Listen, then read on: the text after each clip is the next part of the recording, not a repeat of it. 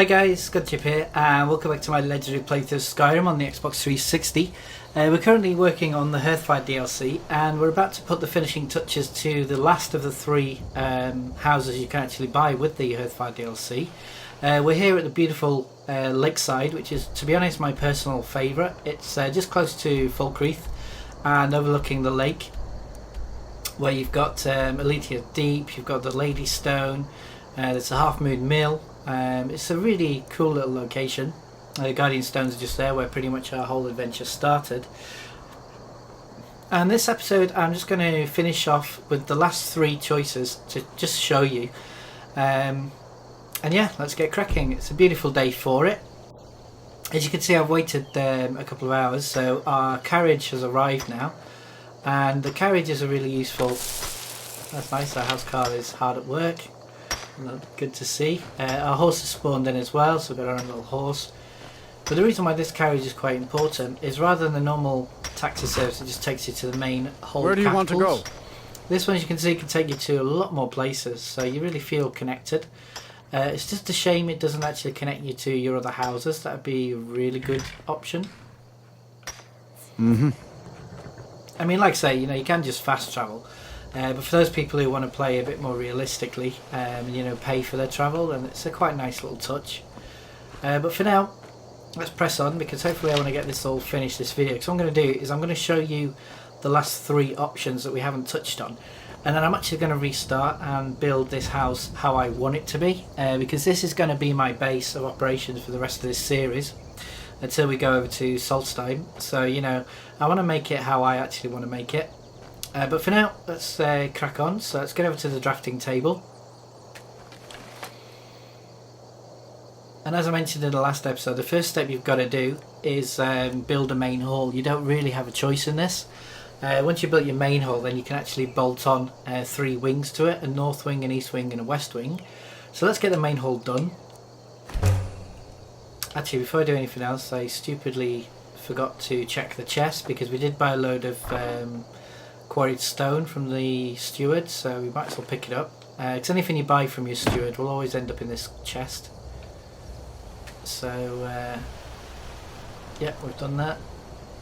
Let's just limp our way over to the carpenter's workbench, and it's the same deal as before. You just have to make your way through the options. For example, the main hall door requires iron fitting, sawn log, lock, 2 hinges and 2 nails.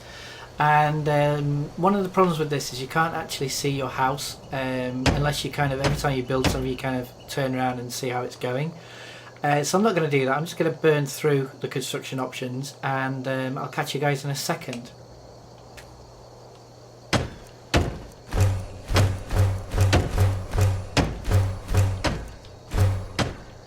Oops, forgot the cellar. Okay, so now, as you can see, it's materialising in. We've got a main hall that's been bolted on, which is quite impressive. There's nothing inside it though. It's on 2 floors. You've seen it already in previous episodes, so I'm not going to go into too much depth again. But what we can do now is, now that the main hall is built, if we go over to the drafting table, we've actually got a lot more options. As you can see, there's the kitchen and the library options, which we've already seen in previous houses. And we've got an armory for the east wing, and then on the north wing there's the alchemy tower, which we've already seen, a storage room, which we're going to do on this house, and a trophy room, which is quite cool. If you remember, that's the one where you can get, depending on the pelts and the straw that you have on board, you can make draugrs or bears or whatever. And then finally got the west wing, which has bedrooms, which, to be honest, personally are probably the most useless of all the options. Then there's an Enchanter's tower and also a greenhouse. So for now, let's go with the first one, which is the Armory. Now sadly, you can't select all your options and then build them. You have to do them one at a time, which is kind of a bit annoying. But let's quickly burn through the construction phase. So obviously, again, you need doors, foundations, floor, wall supports, roof and a wall. And it should, there you go, you'll get a little veranda. And the cool thing is with this, if you build sort of an armory and a storeroom, they will actually link up and kind of run around your house. So that's kind of a nice little touch. So let's go to the next option, which is an alchemy tower, storeroom or trophy room. And we're going to go for a storeroom because you haven't seen that yet, so we'll do one of those. The same deal again, we're just going to burn through the options because otherwise you have to stop every time you do one thing, turn around, and you know what's the point. So that's that done. And then finally we have the west wing. And we have a choice of bedrooms, which we've already seen, a greenhouse, which we've already seen, or an enchanter's tower, so we'll do this one.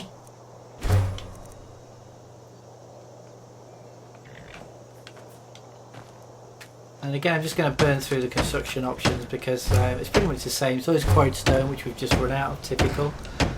Main support. So yeah, we need 8 quarried stone. So I could go and find our steward, who's just over there, but what I might as well do is just quickly show you the mining option because we only need 8, so it's not going to take too long. You always get a pickaxe with it, which is quite nice as well. And oh, there's already some already done, which is nice. What you do is you go up to your rock face, you hit A, and as you can see, your character will just start mining. And every now and again you'll get 4 quarried stone, so we need 8, so we'll do it twice. Actually, we might as well do it a couple more times because there are things inside the house that we might need stone for. As you can see, I'm not doing anything. I've just pressed A once and it'll just keep on mining really until you know, you get your fill. So you can just leave him to work, go off, get a cup of tea or whatever, come back, and you should have had all the rock that you need. But we'll stop it there. We'll just press A again and he'll stop. And if we just check our miscellaneous, we should have a load of stuff on board. Because I basically brought all the contents of Honeyside to here, Honeyside to here as well, just to speed things up. So I've got 34, which is brilliant. So we should be able to finish the tower construction at least.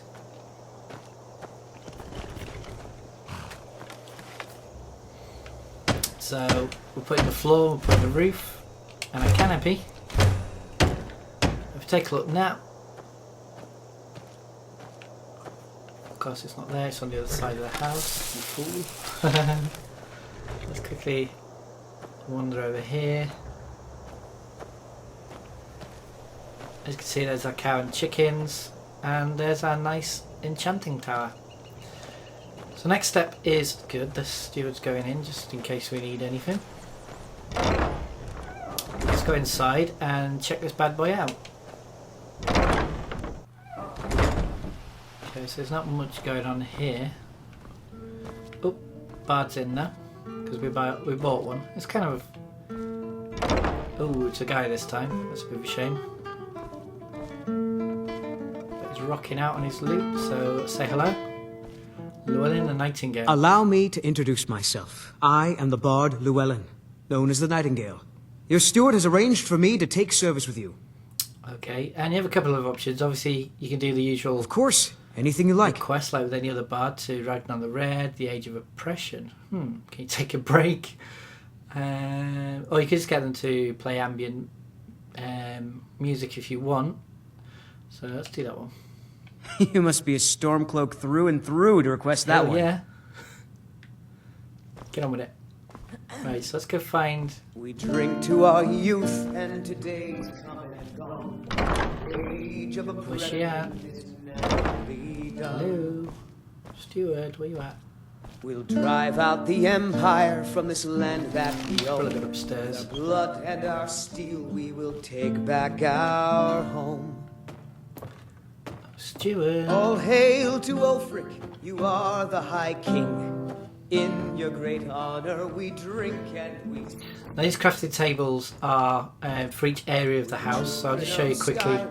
We've already done this on a previous episode, but for example, this one we can do beds, so we might as well.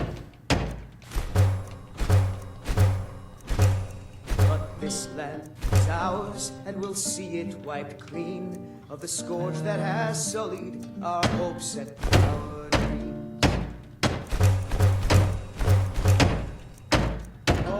And then obviously quite a lot of storage options. But I'm not going to do those yet because I don't want to use up all my resources. So as you can see, a kid's bedroom. The main bedroom should be here. Yep, there it is. Oh, she liked it anyway. These are pretty useless, these display cases, because you can't actually put anything in them, which is a bit stupid, but anyway. But what I want to do is I want to speak to Raya. Honor to you, my Thane. Because we can now buy... Of course. What room would you like me to some furnish? furnishings for the new additions that we've added to our house, so we might as well buy them. So Armory, go for it. Very good. I'll make all the arrangements. Of course. What room would you like me to Enchanter's furnish? tower as well. Very good. I'll make all the... Of course. What room would you... Very good. I'll make... Of course. What room would you... Very good. I'll make all the arrangements. Until next time. Okay, so that's that. All it does is it kind of speeds things up because you'll add more items to the property than the once. So here we are on the veranda, and as I mentioned, it is kind of linked to the roof of the storeroom as well, so you can actually kind of, you know, jump over. I mean, I don't think we'll be able to because we're quite heavy. Oh no, we managed it. So it's just another way around. And as you can see, this is why I like this property.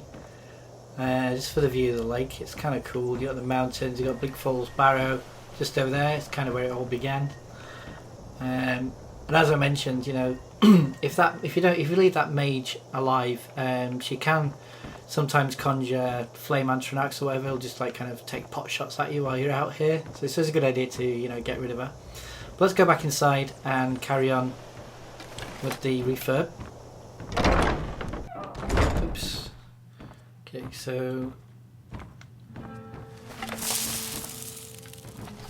just gonna speed walk a little bit with the arrow. It's a great little trick, to be fair.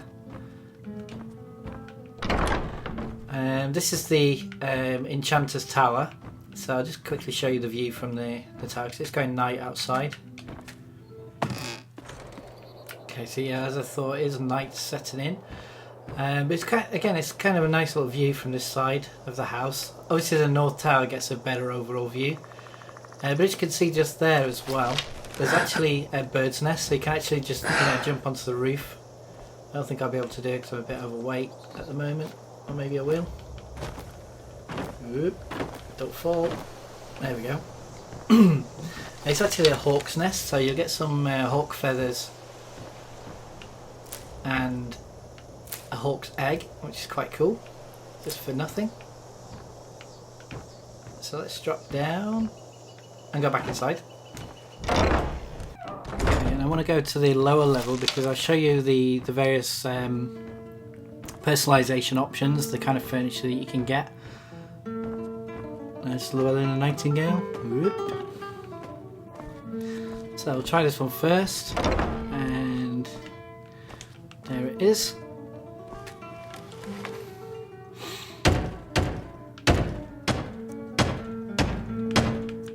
Now this one is the Armory, so you can get the usual assortment of chests and dressers. You get some display cases, but like I said, they're not really that useful because you can't actually put anything in them, which is a bit pointless. This is pretty good though. You'll get 5 mannequins, so you can put your favourite armour pieces on show, just to kind of reflect your journey. And there's also quite a few weapon plaques and weapon racks as well. You can put some stuff on the roof, like some archery targets and assorted furniture. There's an armourer's workbench, so you can improve any armour that you'd have. A grindstone, so you can improve your weapons. And then again, various basically trophies and furniture. So what I'll do is I'll quickly show you what the mannequins look like. So do bear with me 1 second. A mannequin needs sawn log, nails, quarried stone and iron fittings. We've got 3 iron fittings, so we can at least make 3 of them. And just wait for them to materialise in. There's 1. And then the other 2. And so you see, you've got a mannequin and you've got a cupboard below it. So for example, you can just activate the mannequin and equip it however you want. So just for now, oops.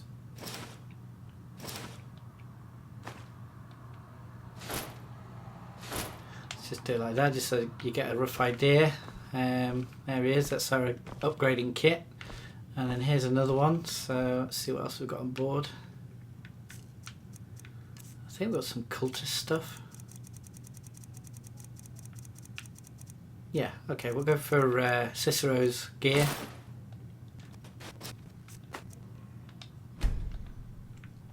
Okay, so there you go. And that's pretty much what you can do. It's kind of cool, you get 5 of them to play around with. So that's the armory.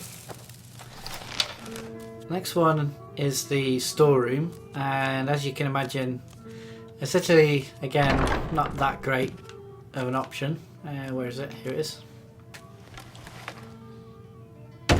So it's just literally container central.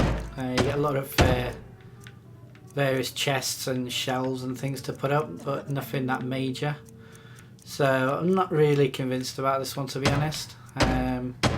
But it does give you a hell of a lot of storage options if that's your bag. And then finally, we have the Enchanter's Tower.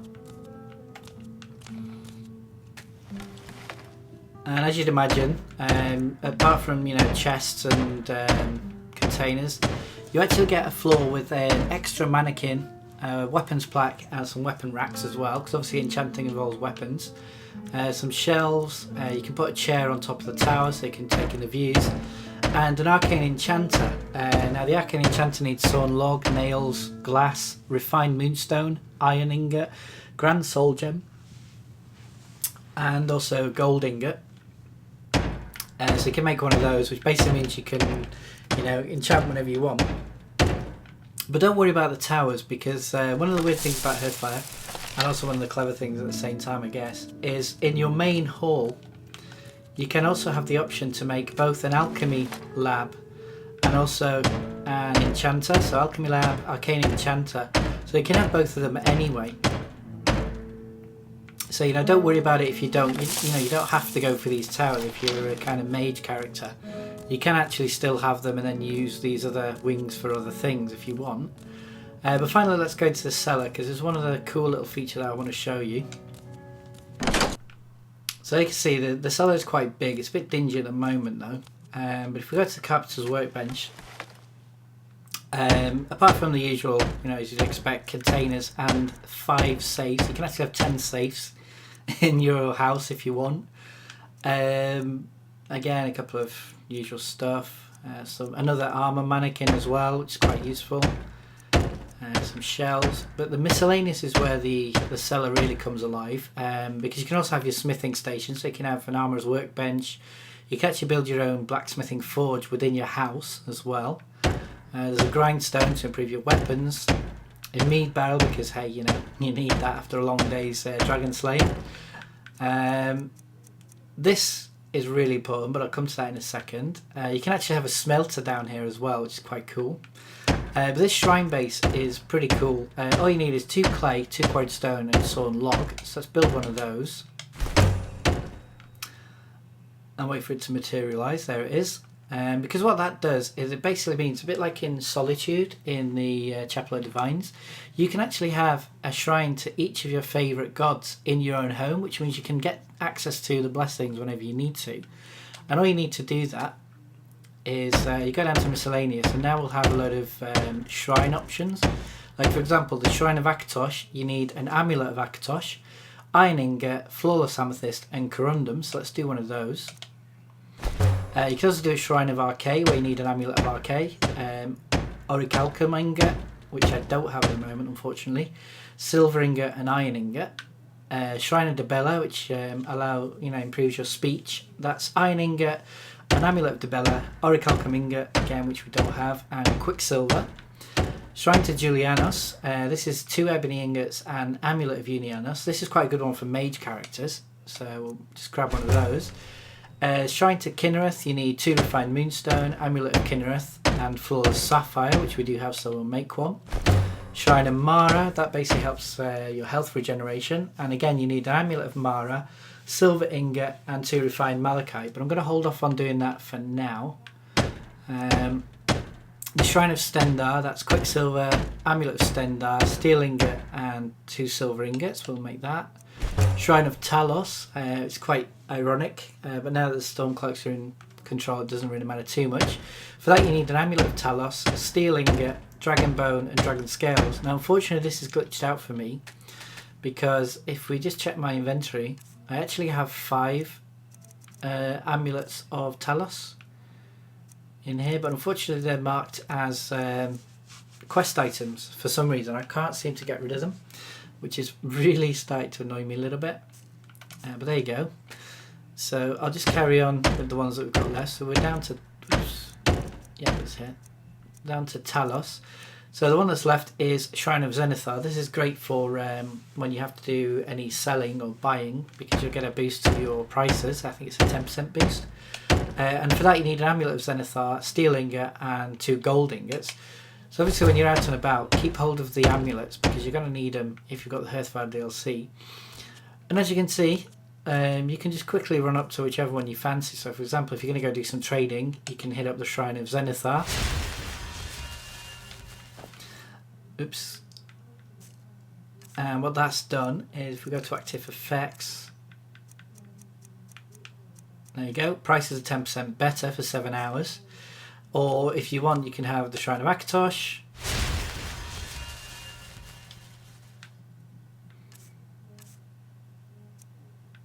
And as you can see here, magically regenerates 10% faster for 7 hours. So basically, if you go into any combat, all you need to do is do a quick trip to your home to ditch off the spoils of war from your last raiding, I guess.